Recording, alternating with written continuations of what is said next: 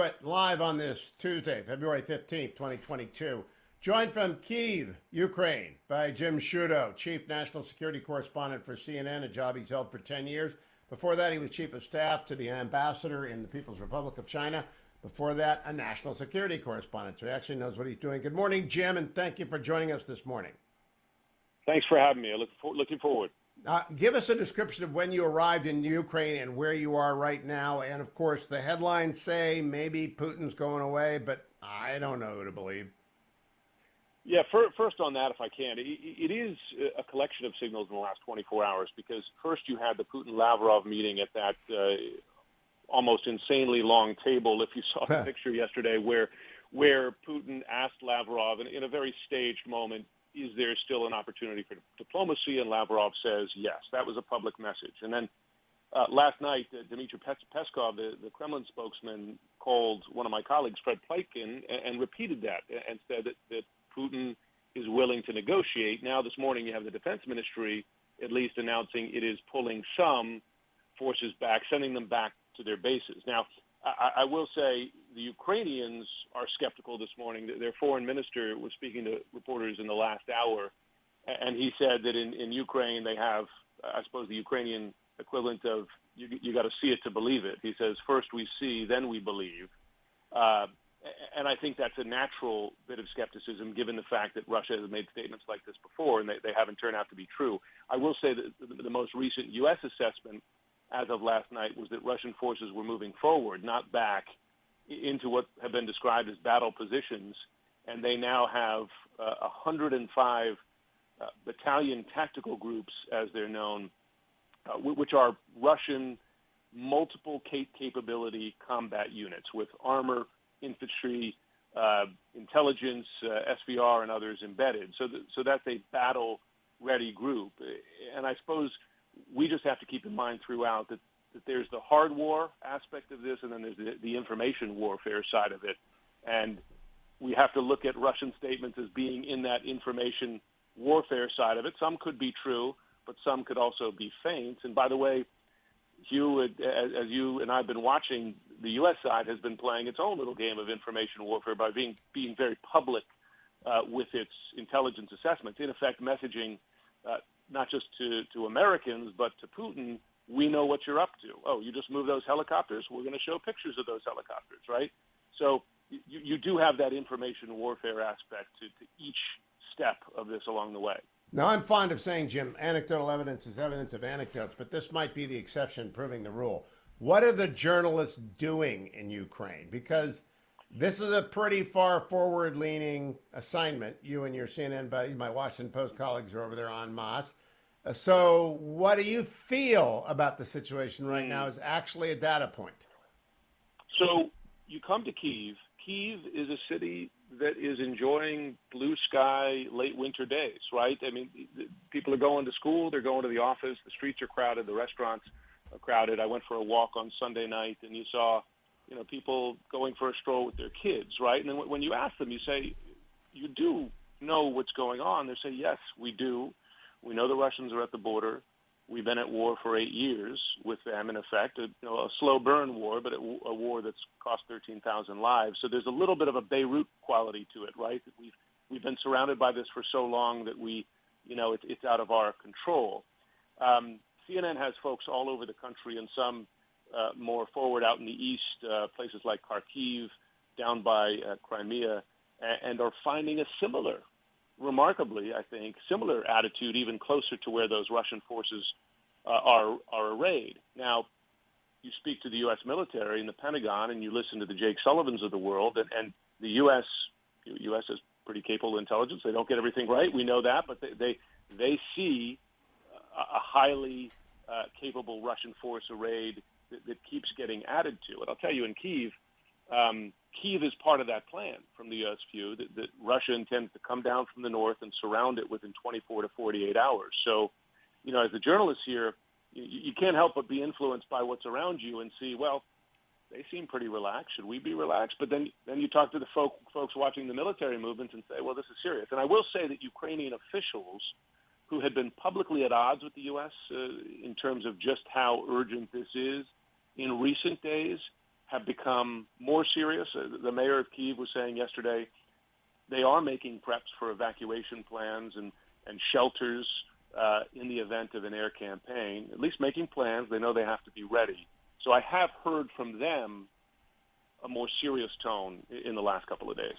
Now, Jim Sciutto, I'm talking with Jim Sciutto from Kyiv of CNN, their senior national security correspondent for a decade. You served as chief of staff in an embassy in a hotspot in Beijing. And you put up a picture on Twitter last night of the shuttered U.S. Embassy in Kyiv.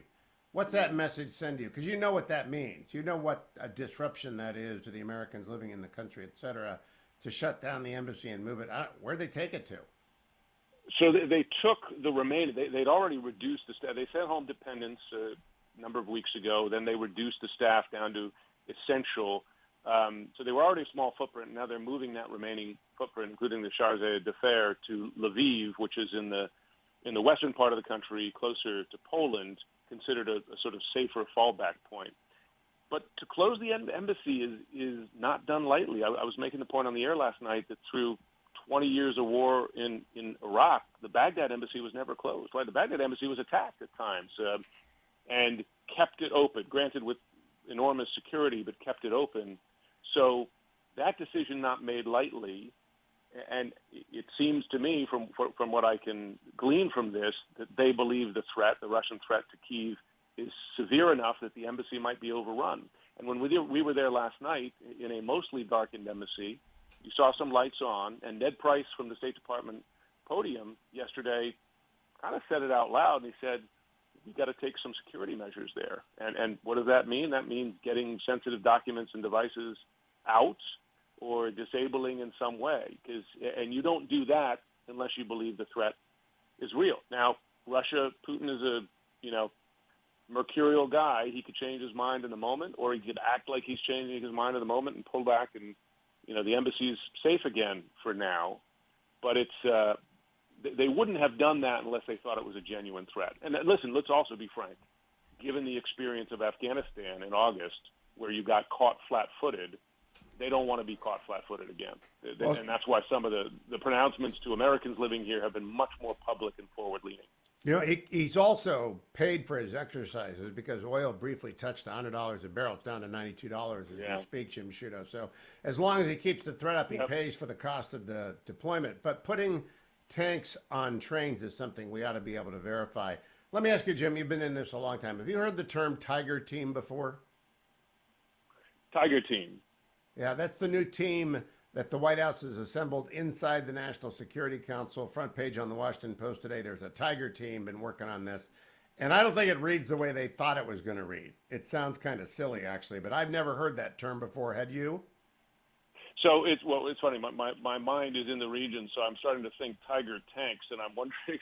No, I've heard this phrase before. I have.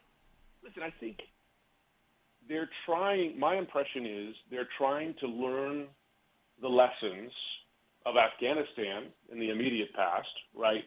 But also you have a lot of vets of this administration from 2014, right? Biden himself, too, when not just the U.S., but NATO misread Putin, reacted slowly, didn't amp up, costs, et cetera, or make it clear what the cost would be in advance. And they're trying not to make those same mistakes again. I mean, you see some success, perhaps, here and there, but it's not clear yet that they've come to a collection of things that is sufficiently a deterrent to Putin. We'll see. Now, Jim, this is important. You're a very well-known guy. You're walking around Kyiv. You've got buddies in the embassy world. You've got buddies in the strategic world, the military. You'll know the Ukrainian people. You may know Zelensky. Zelensky, for all I know. My question, any animosity towards Americans about aid or not aid? And if so, are they blaming Esper, Trump? Are they blaming Biden if they haven't got what they think they need? Are they blaming the Germans? What have you heard about Ukraine's attitude towards the West, and specifically Germany and the United States? As an American walking the streets here, received very friendly. People are friendly, not. And part of that is just, and I've been to Ukraine before. They're nice people, right? They'd probably be friendly to most folks when they come here. So that's that. from Ukrainian officials, and you see some of this in the public statements, there has been some frustration with both how forward-leaning the U.S. has been on the threat, because the leaders know that the people are sick of the economic consequences of what has been really an 8-year war, right? I mean, this would be a further invasion of Ukraine, right? Not a new one, because they already took Crimea and are in parts of the east. So there was some early frustration with that, I think, and partly because they've lived through it for so long. They take everything with a grain of salt, just like right now they're taking Russian promises to withdraw with a grain of salt.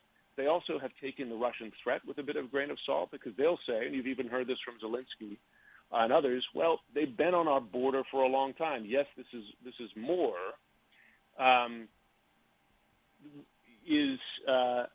Some of it is informed by their history, right? They can't live on tenterhooks their entire life. That is, I think, the most pointed frustration that I've heard from officials as well as from average Ukrainians. Do they Although think, I will say in recent days it's changed. Do they think we got him what we need? I heard yesterday from a former Trump administration official that the frustration with Mark Esper and the civilians at the Pentagon was very high. Yes, there was the whole Mick Mulvaney impeachment-related pause on Ukraine aid, but there was also just generally a Pentagon screw-up in delivering needed weaponry during the Esper years. Have you heard any of that? So there is, listen, one thing I will hear, and again, we see everything through a sort of, we tend to write through a red-blue, Republican, Democrat kind of thing. What's interesting about Ukraine is that multiple administrations of different parties, and this goes back to Bush, right, and Georgia, but through Obama and Crimea and through, questions about the alliance, the NATO alliance under Trump, delays of military assistance, and early delays of the most lethal military assistance to Ukraine in the Biden administration, is that actually that, the Ukrainians haven't been satisfied with any of those administrations, right? Because haven't sent enough and early enough. So, that, from this perspective, if we want to call it, it's a bipartisan, right?